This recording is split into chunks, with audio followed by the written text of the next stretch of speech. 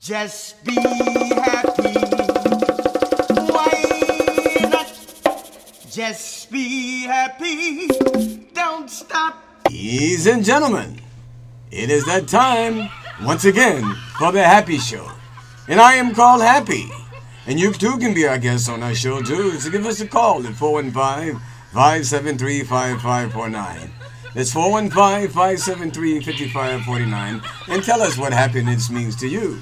And today we have a very, very, very extremely special guest, Batya, and she's going to tell you about what she does to make people happy, and her fantastic art, the way she serves people, and tells them about the things that they need to know about themselves, and to tell them what happiness really is in her turn. Well, how you doing? Excuse me. Helped you on the show. Thank you very much. Good, glad to be here. You know, how you pronounce your name exactly? Can you tell the audience what it really means? You know, Batya, it means daughter of God in Hebrew. Batya was the Pharaoh's daughter, and she was the one that rescued Moses as a little baby when he was put in the basket in the reeds. So. Yeah, Moses. Now, can you elaborate a little bit more on that? Because people likes to hear about Moses, you know, and that whole ordeal. Do you mind? I don't mean to Well, I don't know. They can read the Bible. Of course, but it's a common name among Orthodox Jews. I actually got it when I was.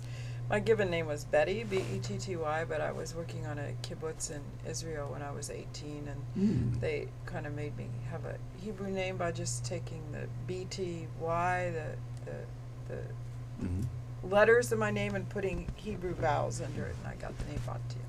Batya, yes. Wow. So wonderful. I'm so glad to have you on this show here, the Spiritual Wonderful Light. Thank you. And what I have is special people on my show like yourselves, you know. Thank you. Because people out there hurting, you know, and they have this funny ideal about happiness. And they think happiness is money. And they think other people make them happy. And, you know, they are really hurting because they can't seem to find happiness. So, what can you tell us what you think happiness would be to you, or how they can find it? Well, I think people are happier if they are in touch with the true destiny of their life. And what I actually practice is transformational palmistry, and I've talked a lot about it in this DVD that I put out. It's called Utilizing Palmistry to Change Your Life, and also I do this column for the Santa Barbara Independent, and I put out a little book called Opening Palms, and people can find it if they just put Opening Palms into a search engine. But I've spent years helping people find out what their true destiny is in this life. The destiny line is this line that goes up the center of your palm right here. Oh, the thick one, the big one. Going up the center. So yes.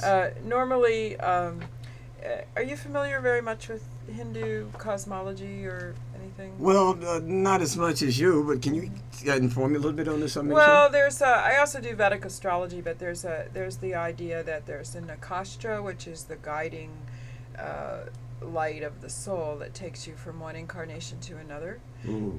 And so the Nakashtra takes you into a particular incarnation with a purpose, a life purpose. So you have something you're supposed to learn in each lifetime. Wow. So let's say the left hand gives you the what you're supposed to learn, like the curriculum for the class, and the right hand shows you how well you're learning what you're supposed to be learning, or how on course you are for the Nakashtra's life purpose. So is the left hand a format for the right hand, pretty much? It's kind of like, this is your potential and this is what your reality. So this is the what your soul had in mind for what you were born to do, and this is how well you're doing it. Oh, wow. So you can actually look at someone's hand and see if they are on track, so to speak. Yeah. And people who are miserable and unhappy, they're kind of like sludging around and they're not really on track. So when I do a palm reading, I say, oh, well, you know, this is what you were meant to be doing, and you're kind of not really doing the right thing, so let's try to get you on course.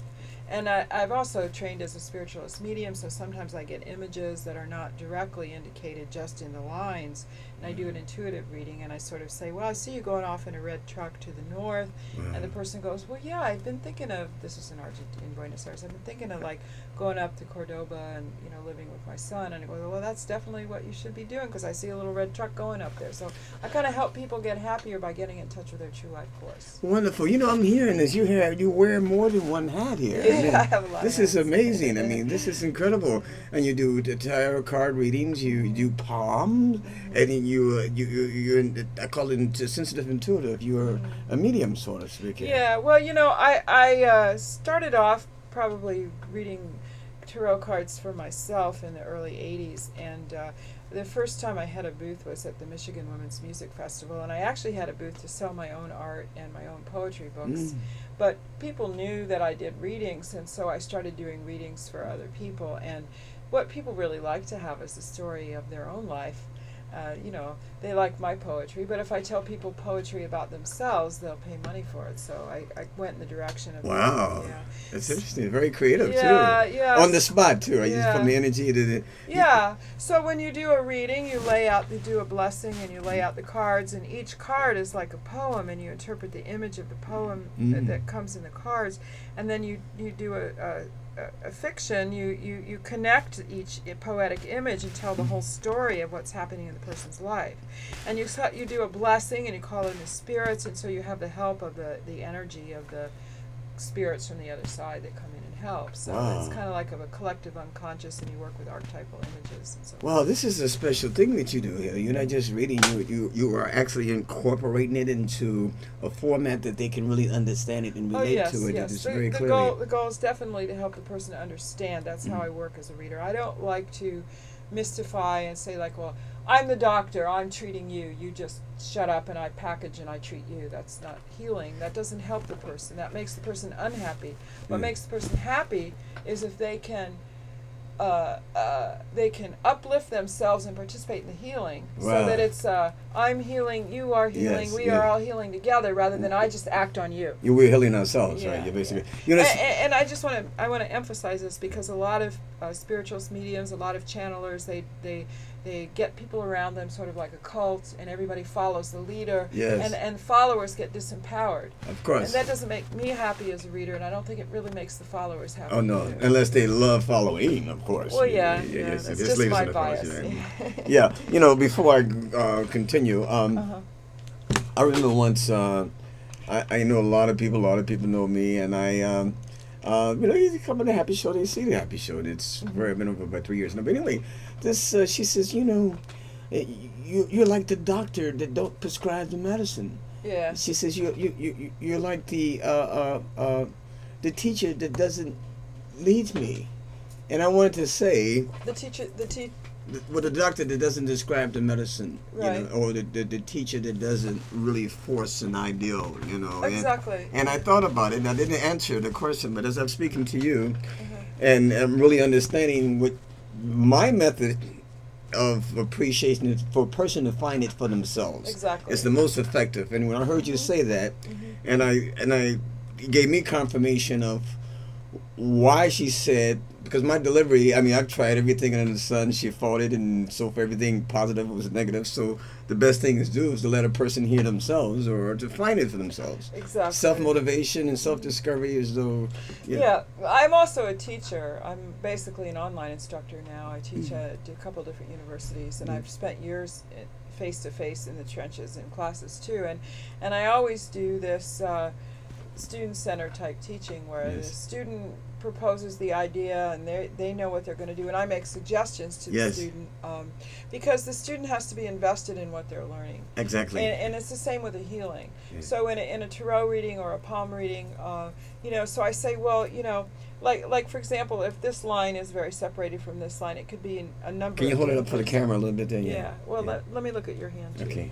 Okay, so like in this hand, I don't know if the camera can see this, but you see how this line is very separated from this line? Yes. This is your right hand. Are you left-handed? This is right. I'm right-handed. This is my right. Yes. So it could mean that you were raised by, you know, a single mother. There could have been alcoholism in their family. There could have been a workaholic in the family. But there's a separation. So the child coming into this family was born to be an independent spirit without a lot of mentoring, walking their own track, without a hand coming down to guide and hold that person.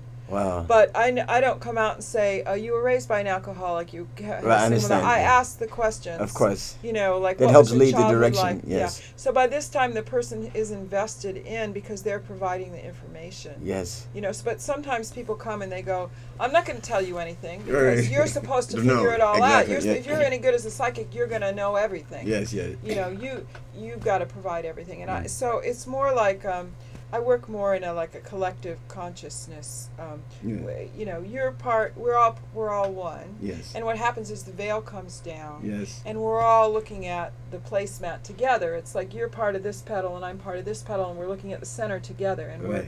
we're using our mind unveiling to examine the whole. Yes. And so a lot of times what happens in the course of a reading is people become very attached to me because what they experience is connecting with the divine light. Of course. So after the reading closes, they go away, but they have a supercharged attachment to me because they remember everything about this reading that was lucid, and they think I'm like super, right? And well, I'm just a person that gave them a reading, but they might have this high charge connection with me. Because of the divine light, yes. Yeah. Excuse Because me of the divine light that they felt. Yeah, you know. excuse me 1 second. I appreciate that. I have Yeah. to, since I don't have commercials here, I gotta let Right. the people know where they are and sort of. Ladies and gentlemen, Yeah. how you doing? Once again, my name is Happy, and I'm at the H.A.P.I Show. And you too can be a guest on the show. Just give us a call to 415-573-5549. That's 415-573-5549. And tell us how we can be on time and be happy. And what happiness means to you. Yes, we have a very extremely special guest, Batya here. And she does many things to make people happy. She actually helped people find themselves. Yes. Not a psychiatrist or a doctor or lawyer. She helped people to find themselves. And you know what? In turn, they end up being happy, you know? We're going to get back to her.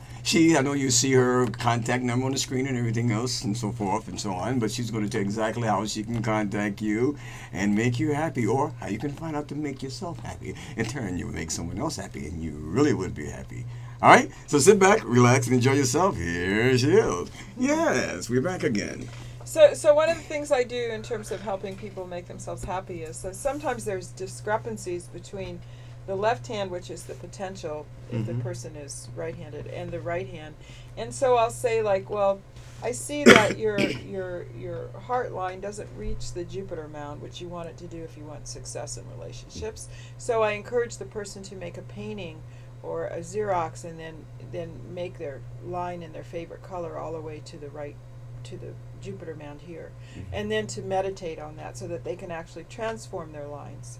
Because actually what this is the soul is coming into the body and trying to shine through, but the body has developed blocks, the brain has developed blocks, so that what I'm trying to do is get each person who comes to me to be able to reform the channels for the divine light to shine through, so they can actually reopen those channels and make the light come through and experience happiness in their lifetime. Wow, fantastic. Yeah. But most people, when they think they go to the palmist, they say the palmist is going to tell them, you know, this is going to happen at a certain stage. And I say, no, what I'm going to do is help you transform something if you don't like what you get, what you see. Yes, but you still have to do the work yourself first. You have to do the work yourself. Yeah.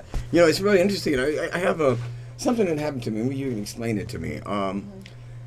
I was standing up, whatever. I was just going through my day naturally, and I actually felt a line shoot through my hand, and I knew exactly what it was. And I looked down, and this was the particular line here. I saw it. It had shot straight through here, and it was a lot darker. Line. Yeah. Is that right? Yeah. But I felt it, and I knew exactly what it was. And I looked at it. It was refreshing. What does that mean? Why was I able to feel it in it? Because you went through a change. I've seen lines change in the course of a reading, for example, when somebody made a decision. Wow. So the lines can change. When I give people these prescriptions, because I actually do give people prescriptions. I went into a Xerox shop once and I said, I want to make up a prescription pad, and the guy behind the desk said, that's illegal. And I said, fortunately my daughter was with me, and she said, no. She means a prescription pad for when she makes assignments for people when they go palm readings. Right? The guy goes, okay. So I says, you know, these are your potentials, and these are the remedies for your issues, right? So I would have remedies at the bottom, and the people will go home with the remedies that they have to practice, and so the people have to do the remedies, and I go, so you're going to do these drawings and you're going to meditate on it, and I always say, because they say, are the lines going to actually change? And I say, don't focus on whether the lines are going to actually change. But then I say, yes, the lines will change. Actually, this was a French palmist. Her name was Marie-Anne Adelaide Lamorand.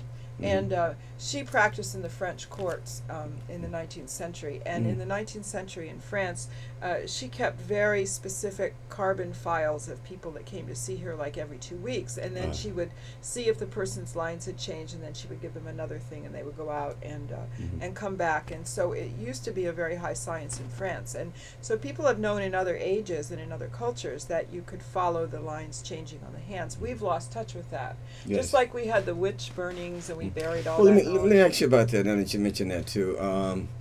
I heard you very clearly. I'm very interested in my guests, and glad again to have you on the show. And I heard you speak of the divine light, and everyone know what the divine light is. Everyone know the Godhead, regardless of religion, is spirituality, God's reality. You know, but then they hear you talk about the palm. And the palm readings, of course, they don't go hand in hand. And people share about mediums and stuff. And so how do you explain the divine light in all that you do?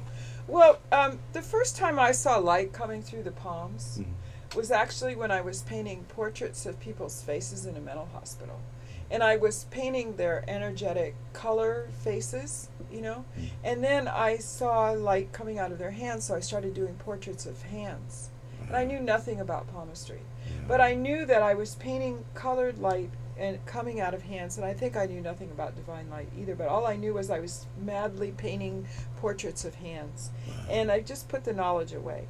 And then a few years later, I was at the Michigan Women's Music Festival, and a woman was taken off the land to a mental hospital, and a bunch of us alternative healers got together and made a proposal to have an alternative to that happening at the music festival, and it was called Oasis.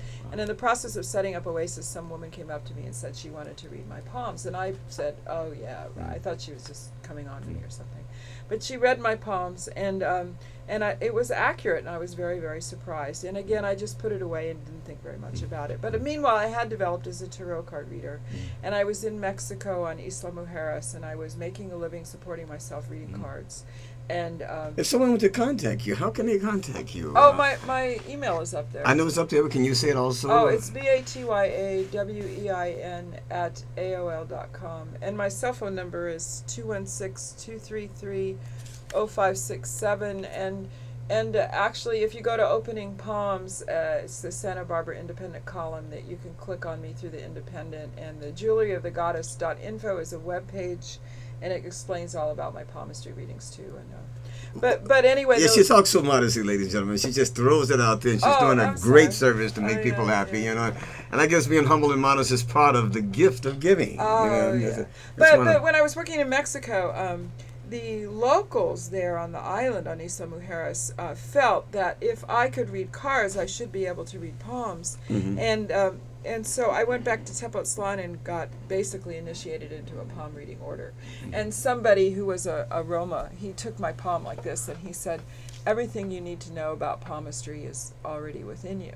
And I thought he was just sloughing me off. Right, you know? of And course. I went back to the Romeo and Mexico. Juliet kind of a Yeah. I went back and Yeah. I read all these palmistry books and I started reading palms. And within 3 weeks, I just dropped reading cards and went entirely to palm reading, because on the Caribbean island, all the cards would blow away in the wind anyway. But I became so fascinated with it, and there was such validity to it, and I just dedicated myself to palmistry after that.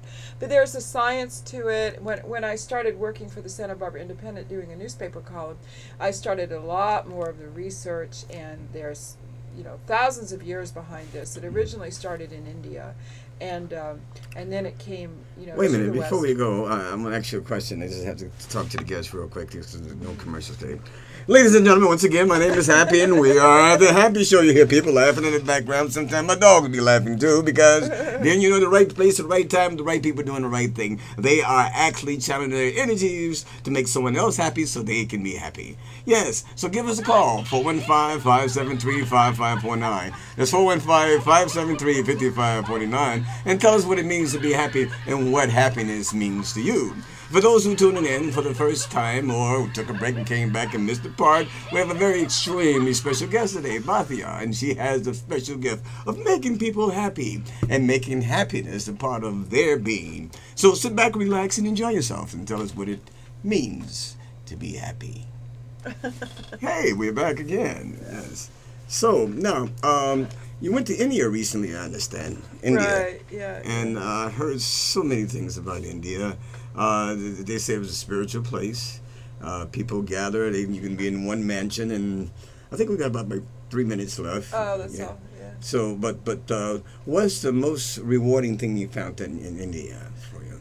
Well, this trip I was actually able to visit Bihar, and I wanted to go for years to this place, and I actually got to interview women painters in Mithila. This Oh wow, beautiful. Yeah, I've gotten energy for years from doing these paintings inspired by this women from Madhubani district, and I got to interview women on what they experience when they Can open up the other side over there. I mean, it's good. Yeah, try to college. unfold the other side over there. Yes, Okay. yeah, good. And I do a lot of art inspired from the Divine Female, and oh, wonderful! That is so beautiful. And Now, this was from one of the artists in India. yeah. I think this is by a 13-year-old girl. Wow! Yeah, they Look grow at the up colors. painting Durgas on their houses during the Durga festival in their kitchens, like all the mothers, all the women in the family. Well, look at that profound and the richness the colors are. Yeah. It's such a. The place is not always royally rich. Oh no, this is the poorest region in Wow. India, and actually Indira Gandhi was traveling there in the 60s during a drought, and the women were building roads like on our WPA project, and they were barefoot in saris, and she went into the houses and she saw the paintings. She said, let's give them paper, and the rest is history. Wow. And now I'm importing this art and selling it and giving workshops on painting from the Divine Feminine, and actually having participants have the experience of painting in this style in order to discover how to make art without thinking they have to be artists, and it's a wonderful experience. Yeah, it's your passion. Listen, I want you to do me a favor. Give me your phone number on the air. I know I didn't have it on information. If you It's 216-233-0567, and I do readings, over the internet and on the phone and through the mail. People send me Xeroxes of their palms, and I do Skype readings. I do Skype tarot readings, and I also made in India this year my own tarot deck. It's a fantastic. Is that possible to make your own tarot deck? Yeah, sure. Yeah. I give workshops on reading and making your own tarot. So I use art that I've collected from all over the world in my own deck. I don't know if you can see this. Oh yes, oh wow. Yeah, and some of the paintings are from. Some of the images are from the Madhubani art. Yeah. Yes. So when I do readings, these come up, and some of the art that comes up is from my own art, and even from clothes that I've made. Here's my daughter's face from when we were at the Sarasvati festival, and it's all covered with powder, and so I take photographs, and some of my own paintings are in the deck, and this was I'd wanted to make my own art deck for years, my own tarot deck. This is some of my jewelry that I make. I didn't even get into talking about that, but sometimes at the end of the readings, I want to give people something to take with them, to carry the energy of the reading with them. So this is an ancient winged Hittite goddess that I turned into silver, and she helps you go down into your depths and rescue your last parts, and takes you up the mountaintop singing. So she's a very transformative healing goddess from about 30,000 years ago. So at the end of the readings, I sell this jewelry to people if they want them, to take them with them. And so some of the images of this jewelry is in the deck, as well as some of my paintings that I've made. I work a lot with very bright, vibrant colors. This is from Bodh Gaya in India. So India is just extremely inspirational. You find a lot of people in that poor country, are they happy? Do they present happiness? When I was introduced as a teacher on this research trip, I'm just writing an article about it now, and 20 people from the teachers union were driving around to take me around, and we went into the school, and there were 20 people from the school, and I was trying to conduct an interview with this 13-year-old about the art that she made, and then we went into the village, and people were streaming up with their art.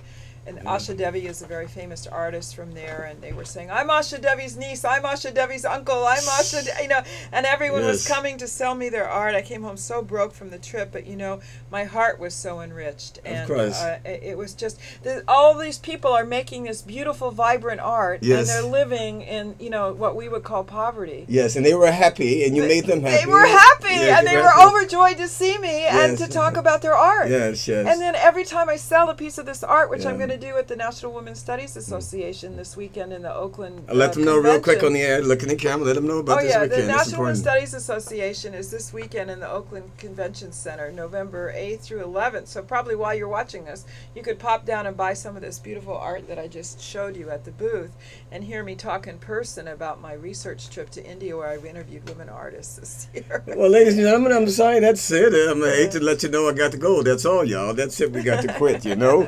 I'm so glad you're here. Yeah, And thank you, H.A.P. It thank was you so much for wonderful. having me. You know, I like to do an exchange a little later and for 2 minutes give you divine light without touching you. Would you like to do that? Oh yeah, And thanks. then probably just tell me a little couple things without Yeah. You made me happy. Oh, well, thank you very much. Well, you made me happy, and my dog loves it too, you know. It's a very exciting time here to be alive and to spread, and I find out that giving is the same as receiving in that order, Yeah. with a sincere heart, you know. Yeah, So I it's appreciate true. you. You're doing a wonderful service. Thank So you, thank you you. so much for being on the show. Ladies and gentlemen, I hate to let you know, I got to go, y'all. That's it. I got to quit.